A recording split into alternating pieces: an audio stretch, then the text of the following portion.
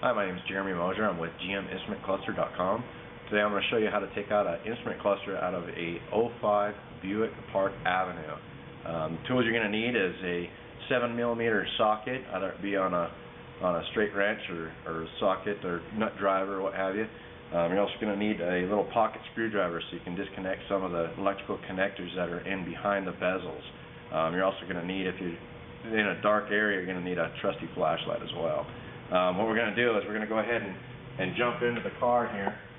Sitting in the driver's seat, we're going to hit the emergency brake, number one. Always hit the emergency brake. We don't want the vehicle to move around or be dangerous in any way, shape, or form. We're going to put the key in the ignition, then we're going to turn the key to the on position. We're going to hit the foot pedal, the brake pedal. We're going to put it in the lowest gear. And then we're going to come over here. And on this side, there's a side bezel here. All you got to do is just grab a hold of it wherever you can get your fingers behind it and pull directly out as far as you can. And then it's got a little boot behind it. That's why I got to pull straight out. We're going to go ahead and put this to the side. There's one of the 7mm sockets that I told you need. There's one screw right up here, and we're going to go ahead and take this out here. You're going to put that somewhere where you don't lose it, kick it, get it misconstrued. The little bezel right here, what you're going to do is you're going to pull from the inside and pops right out. Real easy. You're going to put that aside, make sure we don't sit on it or get it damaged in any way, shape, or form. Now we're going to come to this side over here, slide over. What you're going to do is you're going to put this up. You're going to do the same thing on the inside. You're going to grab your fingers over here, and you're going to try to pop it up as hard as you can. It'll come out. Try not to yank it too much or you're going to break the whole bezel. Keep going until it comes all the way across. Once you do that, this very end piece has a little tab on it. All we're going to do is just pop it up. Takes a little bit of force, but you'll be able to get it. Here's one of the electrical connectors. This is for the passenger climate control. What we're going to do is flip it upside down. There's a little tab here. All you're going to do is squeeze it and yank straight out, and that's the way this bezel comes out right here. We're going to go ahead and put this up here on the dash to keep it out of the way so we don't break it or sit on it. Then we're going to come back over here. We're going to put the gear selector back down. We're going to go ahead and just take the most solid piece of the bezel that goes around. So I'm going to grab in between here. It's the biggest piece, thickest piece here. I'm just going to go ahead and start yanking these out. One right there. I'm going to go ahead and grab this one right here, right around the bezel here, this one here. Just try not to grab any of the skinny pieces of the bezel, that way you don't break it.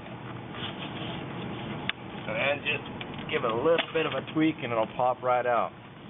Right back here, this is where the trusty screwdriver comes in to play that you have. You're going to have a little tab right here. And what you're going to do is you're going to put the screwdriver behind it and then grab a hold of the connector and pop it out. There's one of them. And the other one's a little bit tricky here. It's down underneath here. What you're going to do is lift up on the harness, and you're going to put the screwdriver down inside here. You're going to tweak it a little bit so it gets out of there, and then yank that out. That's your second connector. Then we'll go ahead and just put this out here on the dash and keep it away so once again we don't break it or damage it.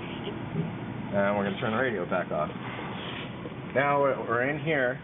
We're going to go ahead and come over here, and inside here there's a little bitty ducting here, and what it is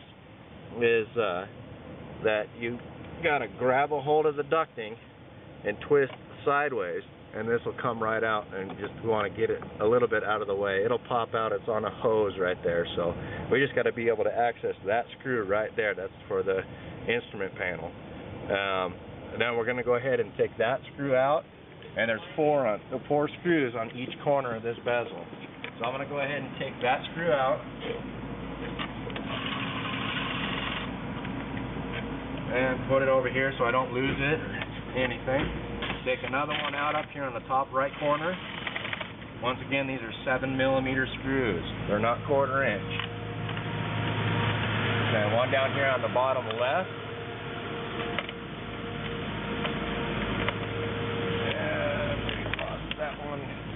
Down on the side, and then there's one here up on the top left.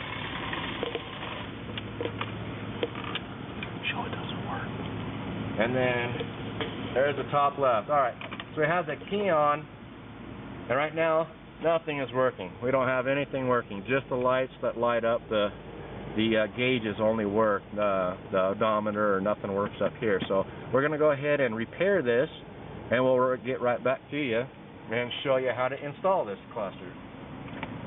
And then all you got to do for this is just tweak it out here. It takes a little bit of force in the body.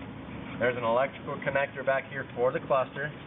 All we're going to do is slide it out a little bit here, and then you're going to push this gray tab right inside here. It takes a little bit of force to get this out, and then it's out, and just slide it out through the side, and we're out.